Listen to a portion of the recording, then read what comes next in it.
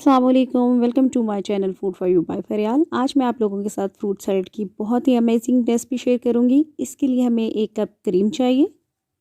कोई भी अच्छी कंपनी की आप क्रीम यूज़ कर सकते हैं। इसके साथ हमें मायोनीज चाहिए आधा कप।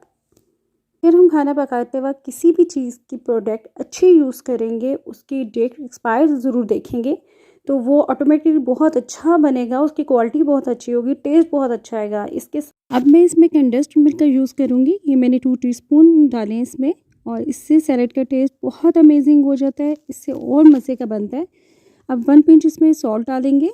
1/4 टीस्पून हमने इसमें ब्लैक पेपर यूज़ करना है, और फिर अब हम इसको अच्छी तरह मिक्स करेंगे।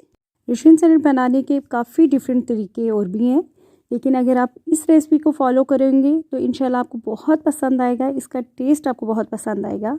अब मैं इसमें किशमिश डाल रही हूँ, ये मैंने 2 तरह की डाली है।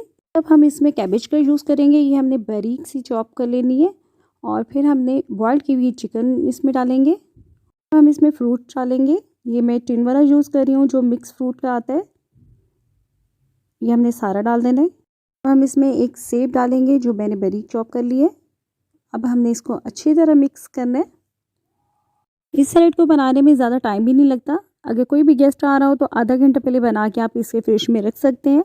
अगर आपके पास चीज़ें घर में अवेलेबल हैं तो ज़्यादा इजी हो जाता है। तो हमने बहुत अच्छी तरह मिक्स कर लिए कि हर फ्रूट कवर हो चुके हैं। अब फिर हम इसे डिश आउट करेंगे। डिश में हमने सारा डाल देना है, और मैं स्पैचुला की मदद से इसको सारा साफ़ करूँगी, कोई चीज़ हमने ज़ाया नहीं करनी। फिर साथ ही मैंने इसको डेकोरेट करने के लिए ऊपर इस ब्लैक किशमिश डाल दी है। अब हम इसको फ्रिज में रखेंगे आधा घंटे के लिए। जब आपने सर्व करना हो उसे 10 मिनट पहले निकाल लें और इसको सर्व करें आप।